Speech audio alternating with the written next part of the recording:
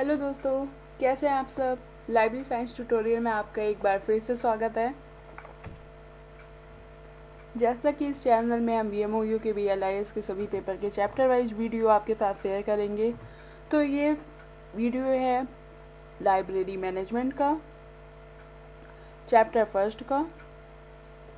ठीक है, और चैप्टर फर्स्ट में ही हम ये प्रबंध के अर्थ, उसकी विशेषताएं, अवधारणा और प्रबंध के क्या स्तर होते हैं वो हम पार्ट फर्स्ट में डिस्कस कर चुके हैं। उसके आगे हम डिस्कस करते हैं प्रबंध के सिद्धांत, जो मोस्ट इम्पॉर्टेंट है आपके एग्जाम की दृष्टि से। ठीक है, आगे डिस्कस करते हैं प्रबंध के सिद्धांत। तो चलिए आते हैं अपने टॉपिक पे। इसके पहले अगर आपने इस चैनल को सब्सक्राइब नहीं किया है तो सब्सक्राइब कर दीजिए, जिससे नए नए वीडियो आपको मिलते रहें, और लाइक का बटन जरूर दबाइएगा। नेक्स्ट, प्रिंसिपल ऑफ मैनेजमेंट, प्रबंध के सिद्धांत। प्रबंध के सिद्धांत क्या होते हैं? देखो, कोई भी मैनेजमेंट की, यहाँ तो वैसे तो हम मैनेजमेंट की बात कर रहे हैं, कोई भी काम हो, कोई भी हो, तो उसके अपने अपने सिद्धांत होते हैं। हर आदमी का ही अपना सिद्धांत होता है जिसे वो फॉलो करता है। ये तो हम सब्जेक्ट की बात कर रहे हैं। तो देखो यहाँ पर मैनेजमेंट के क्या सिद्धांत हैं। पुस्तकालय में प्रबंधक को कुछ कार्य करने पड़ते हैं। कार्य करने पड़ते हैं तभी तो सिद्धांत बन गए हैं कि ऐसे ऐसे कार्य करना है। क्या करना होता है? पुस्तकालय के उद्देश्य का निर्धारण करना होता है। कर्मचारियों कार्य का विभाजन होता है। कर्मचारियों का निर्देशन नियंत्रण होता है। कोई भी प्रबंध तब तक सफल नहीं हो सकता है जब तक उसने कुछ न कुछ सिद्धांतों को ना अपनाए हो। यानी कि कोई भी मैनेजमेंट या कोई भी व्यवसाय होता है, उसमें कुछ न कुछ सिद्धांत अपनाता ही है। हेनरी फ्योल और लूथर गुलिक ने ये सिद्धांत बताए हैं। मैनेजमेंट के सिद्धांत को उसने बताया, हेनरी फ्योल और लूथर गुलिक ने। लूथर गुलिक ने प्रबंधकीय कार्यों को याद करने के लिए, देखो, पोस्ट कार्य शब्द का प्रयोग किया है। ये वर्ड याद रखिएगा। ये वर्ड आपका पीछे एग्जाम के, कंपटीशन के भी एग्जाम में भी नहीं छोड़ेगा। इस शब्द के प्रत्येक अक्षर से प्रबंधकीय कार्यों का प्रदर्शन किया जाता है। प्रत्येक अक्षर से, प्रत्येक अक्षर में सीओ साथ में लेना है। ठीक है, जिसके आधार पर प्रबंध के निम्न कार्य बताए जाते हैं, जिसे प्रबंध के तत्व भी कहते हैं, जो इस प्रकार है। किस प्रकार है अब देखते हैं। P is for planning, O is for organization, S for is staffing, D for is direction, CO यहाँ पर एक याद रखिएगा, C हो है, R रिपोर्टिंग, B बजटिंग। ठीक है, तो एक बार आप देख लीजिए 7 वर्ड्स।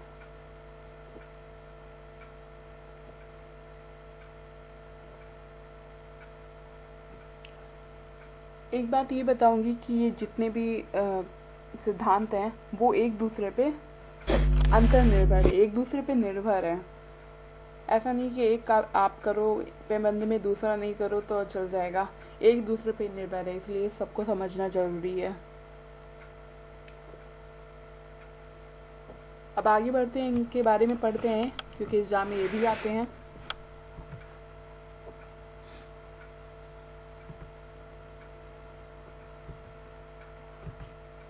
प्लानिंग, सुनियोजन।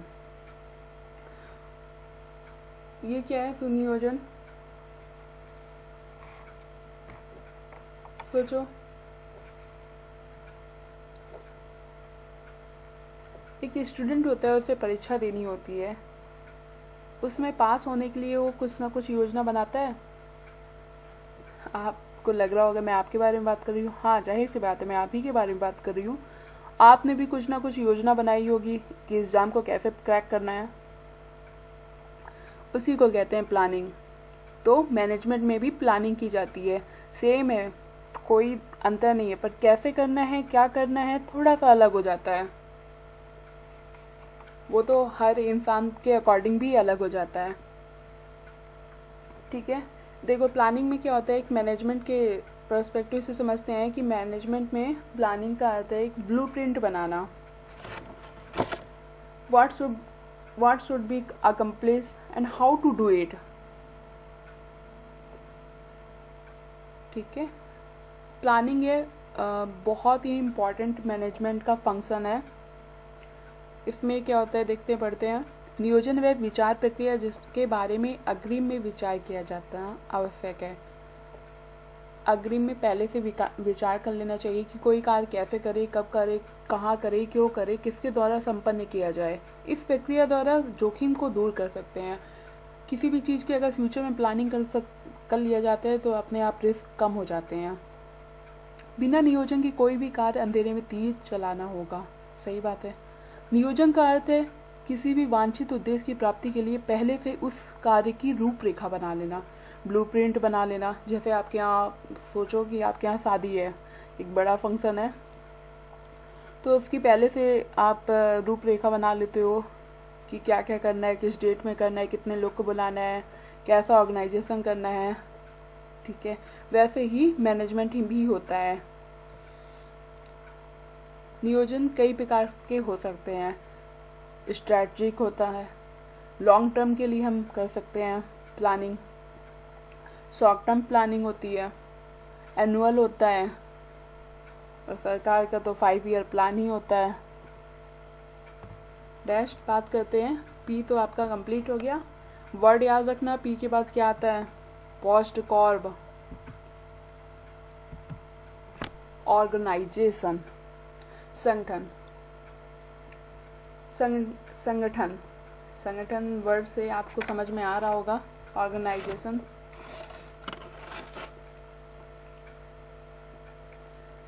हमने पी कंप्लीट कर लिया है।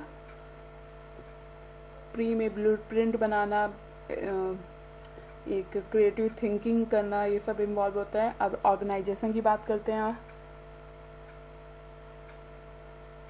ऑर्गेनाइजेशन में क्या होता है? बिखरी हुई शक्ति मिलकर जब एक पूर्ण इकाई रूप में काम करती है। बिखरी हुई शक्ति का क्या मतलब है आगे समझते हैं, यहाँ पर आगे पता चल जाएगा। तो उसे संगठन कहते हैं। जो ऑर्गेनाइजेशन वर्ड है वो इंग्लिश के ऑर्गेनिज्म से बना हुआ है। मानव शक्ति में अनेक छोटे मोटे भाग होते हैं। मानव शरीर में अनेक छोटे मोटे भाग होते हैं।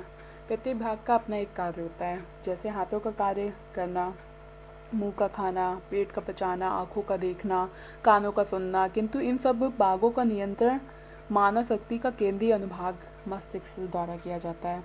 ठीक उसी प्रकार मानव शक्ति की भांति ही व्यावसायिक कार्य को भी विभिन्न भागों में बांटा गया है।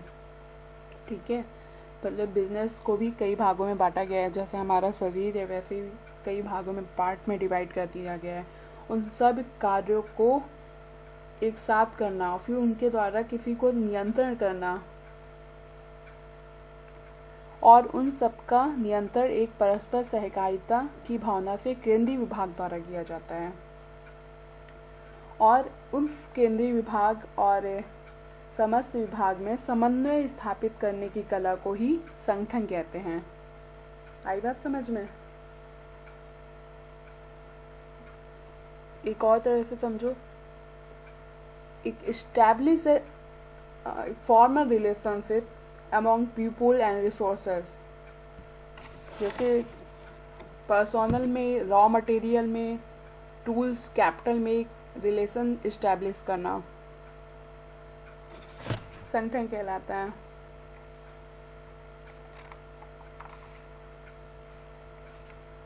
आगे देखते हैं। स्टाफिंग नियुक्तियां, यह प्रबंधन का प्रमुख कार्य है। इसमें कर्मचारियों की नियुक्तियां, उसके प्रशिक्षण, पदोन्नत, उनके कार्यों का मूल्यांकन, उन्हें पारिश्रमिक देना मतलब फीस देना, उनके एक अनुभाग से दूसरे अनुभाग में स्थानांतरित करना मतलब प्रमोशन हो जाना, और छुट्टियां भी देना। सही कार्य के लिए सही व्यक्तियों को चुनना। योग्य एवं अनुभवी कर्मचारियां, जो कर्मचारी होते हैं और संस्था की संपत्ति होते हैं, अपने परिश्रम से संस्था की प्रगति में 4 चांद लगा देते हैं। बहुत अच्छा सेंटेंस है, अपने एग्जाम में जरूर लिखिएगा। देखो, स्टाफिंग होती है, उसे ह्यूमन रिसोर्स मैनेजमेंट HRM भी कहते हैं।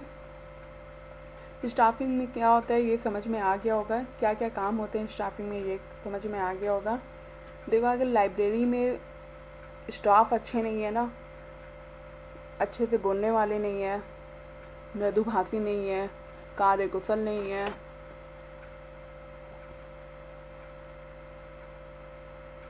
परस्पर सहकारिता की भावना नहीं रखते हो और जनता में घुल मिल नहीं पाते हो, उनकी रुचियां नहीं जान पाते हो, तो लाइब्रेरी ही बेकार है या कोई भी संगठन ही बेकार है। ठीक है, जिस हिसाब से जो संगठन होता है उसी हिसाब से वो उसके स्टाफिंग करनी चाहिए। अगर हम लाइब्रेरी की बात करें तो अगर लाइब्रेरी में हैव एक्सीलेंट बिल्डिंग, बहुत अच्छी बिल्डिंग हो, रिच कलेक्शन भी हो, ठीक है, अच्छा खासा कलेक्शन हो, रिच इंफ्रास्ट्रक्चर भी हो, but it can not achieve the goal of satisfying the client.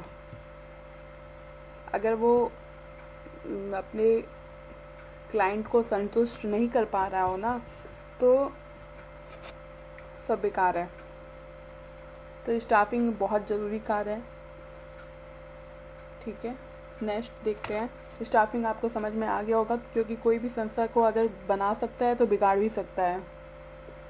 इसलिए किसी भी प्रभावशाली संगठन के क्रियान्वयन में मानव संसाधन की सबसे महत्वपूर्ण भूमिका होती है। और लास्ट लाइन भी आपको कहता है कि अपने परिश्रम में संस्था की प्रगति में 4 चांद लगा देते हैं। इसलिए जो कार्य एवं जिम्मेदारी के आधार पर सही पद पे सही व्यक्ति का चुनाव बहुत आवश्यक है। आगे क्या कहते हैं, एक निश्चित आयु के पश्चात कर्मचारियों के कार्य करने की शक्ति कम हो जाती है। सही कहता है कि एक आदमी की एज होती है हर काम करने की, इसलिए उन्हें आराम की अधिक आवश्यकता होती है, अतः उन्हें अवकाश भी समय समय पर देना चाहिए। नियुक्ति या प्रबंध का प्रमुख कार्य है। इसका महत्व इसलिए भी बढ़ गया है क्योंकि प्रत्येक संस्था की सफलता और उसके कार्य कर रहे कर्मचारियों पर निर्भर करती है। ठीक है, प्रत्येक संस्था की सफलता उस पर कार्य कर रहे आदमी पे निर्भर करती है, क्योंकि जो आदमी होते हैं वो कहीं ना कहीं संपत्ति कहलाते हैं उस संस्था की, एक एसेट्स का काम करते हैं, संपत्ति का काम करते हैं। इसलिए तो देखा होगा कि जो एक्सपीरियंसदार बंदे होते हैं उन्हें जल्दी जाने नहीं दिया जाता है, क्योंकि उन्हें एक एक्सपीरियंस हो जाता है, उन्हें कैसे हैंडल करना है सब कुछ पता रहता है। और कई इंस्टीट्यूट में तो एक्सपीरियंस की वैकेंसी आती है। लाइब्रेरी में भी देखा जाए तो कई बार एक्सपीरियंस भी मांगता है कहीं पोस्ट पे। आगे बात करते हैं।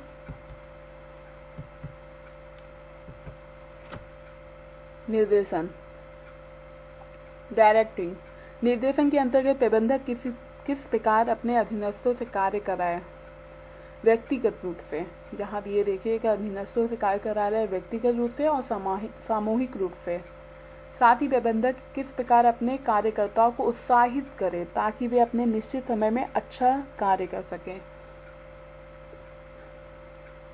उत्साहित करने का मतलब है कि वो उन्हें अपने अधीनस्थों से जो कार्य लेना है तो उन्हें मोटिवेट करे, प्रमोट करे कि वो कंटिन्यूअस प्रोसेस में उस कार्य को पूरा कर सके और एक निश्चित टाइम टेबल के अकॉर्डिंग।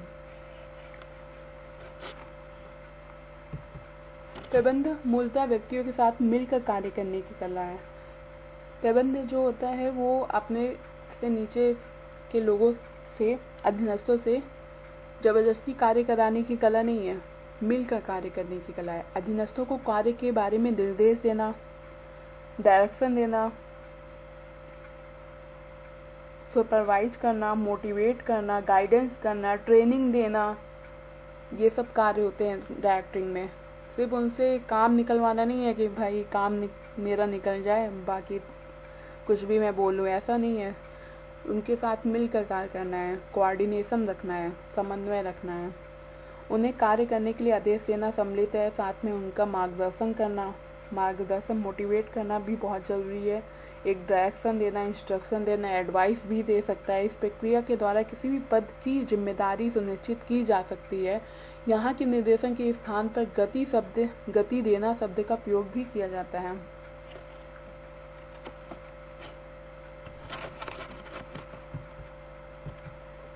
आगे कोऑर्डिनेशन, समन्वय। समन्वय में क्या है? बिखरे हुए तंत्रों को एक सूत्र में पिरोना ही समन्वय कहलाता है। संबंध नहीं, समन्वय कहलाता है। समन्वय में से लोग एक दल के रूप में कार्य करते हैं। समन्वय की महत्व न केवल व्यावसायिक जगत में ही सर्वाधिक है, बल्कि जीवन के हर क्षेत्र में है। एक परिवार को समाज में अपना अस्तित्व बनाए रखने के लिए इसके सदस्यों के क्रियाओं में तालमेल होना चाहिए। सही बता रहा है कि परिवार में अगर समाज में अपना अस्तित्व बनाना है, समाज के सामने हमें अच्छा दिखना है, तो परिवार के हर सदस्य का एक दूसरे से हंसना बोलना जरूरी होता है। जैसे कि खेल के मैदान में एक टीम विजय तभी हासिल कर सकती है जब उसके खिलाड़ियों में आपस में संबंध हो।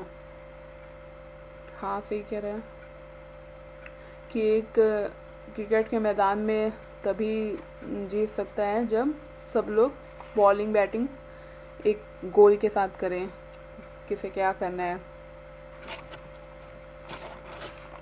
आगे देखते हैं। समन्वय आपको समझ में आ गया होगा।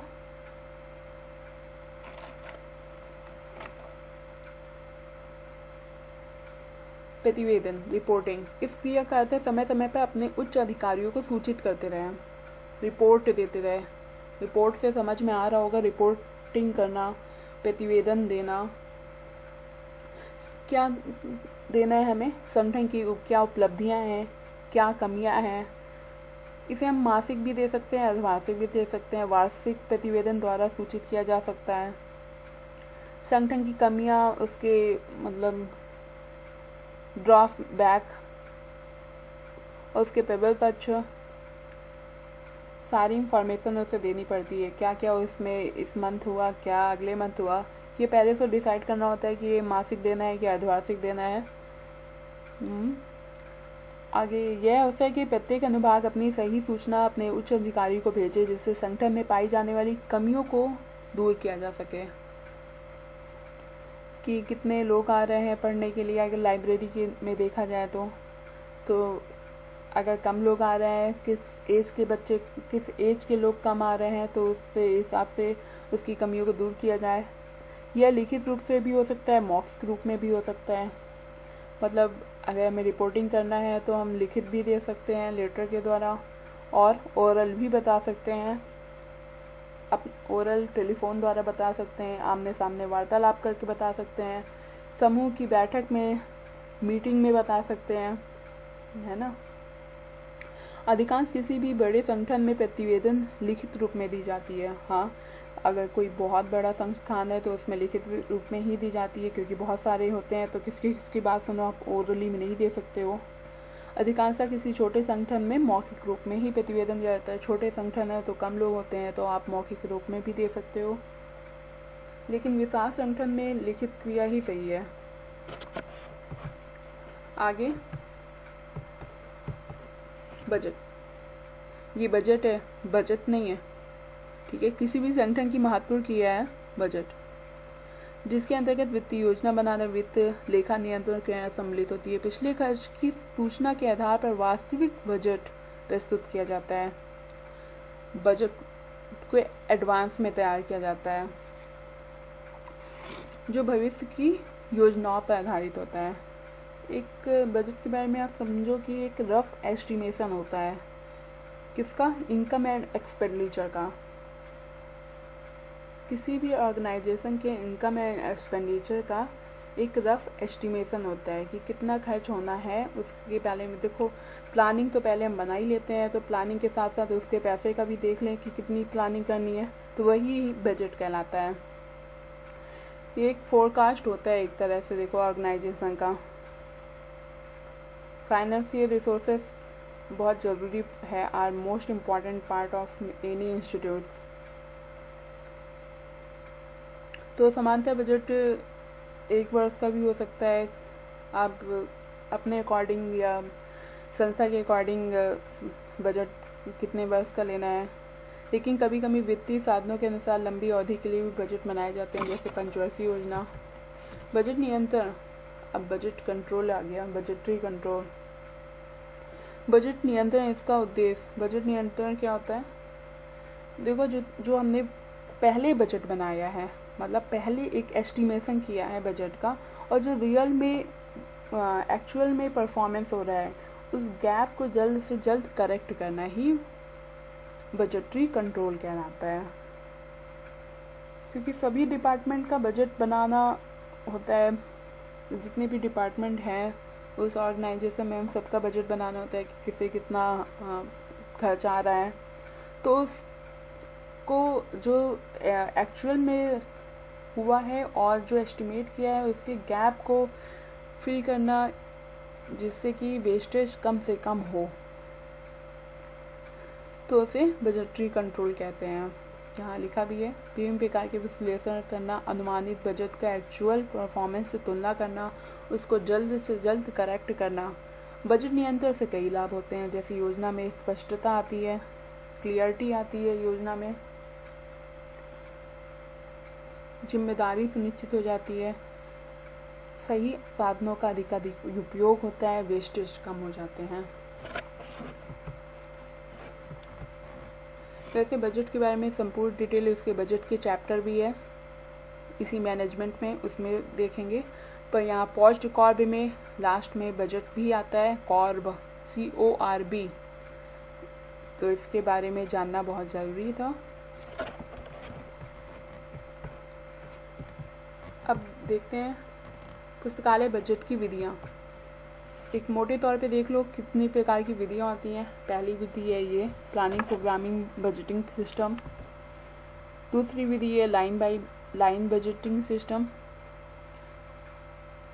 यहाँ पुस्तकालय बजट की विधियाँ हैं ये zero base budgeting system, performance budget, ये कई प्रकार की विधियाँ हैं पुस्तकालय। इस प्रकार भी बजट बनाया जा सकता है।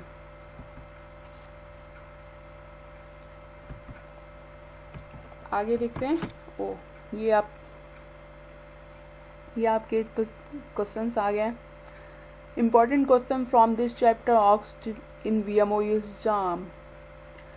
कौन कौन से क्वेश्चन आए हैं आप देख लीजिए। जो क्वेश्चन नहीं आ रहे हैं वो फिर से आप इस वीडियो को देखिएगा, तो शायद आपको फिर से आ ही जाए, या आप मुझे मैसेज करिएगा।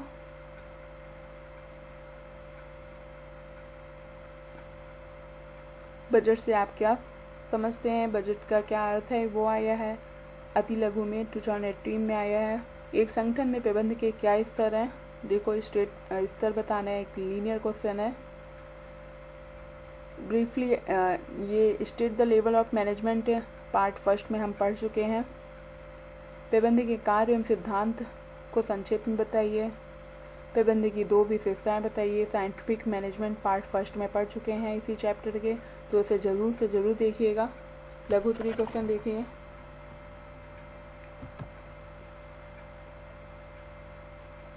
बाकी लघु उत्तरीय question, explain the need and importance of planning, what do you understand by management, discuss the principle of management given by Luther Gulik. Henry fjord और लूथर गुलिक ने जो सिद्धांत दिए हैं वो बहुत इंपॉर्टेंट है, उन्हें पढ़ के एग्जाम में जरूर जाइएगा। क्वेश्चन देख लीजिए लॉन्ग। इस पेपर से इस चैप्टर से पेपर में जरूर से क्वेश्चन आएंगे।